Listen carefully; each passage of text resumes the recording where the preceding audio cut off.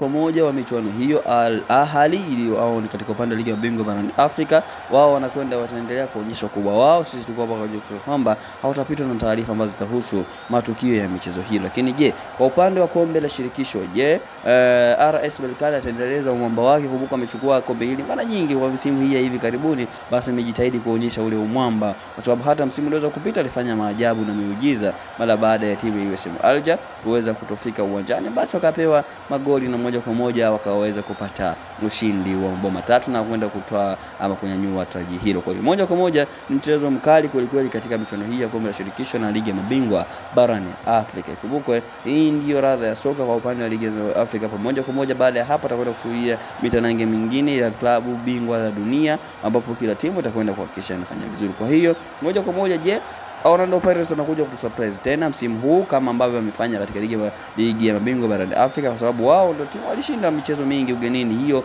wana uwezo wa kufanya vizuri, kwa sababu pia waliweza kumfunga Al Ahly, walimfunga ugenini, wakamfunga MC Alger, pia waliweza kufunga ugenini. Lakini kwa upande wa Mamelodi Sundowns, je, watakwenda kushinda ugenini kwa mara nyingine? Tuweze kuona. Lakini kumbuka mchezo mwisho wao waliendesha Esperance de Tunis, kwa sababu mchezo huo ulimalizika nyumbani.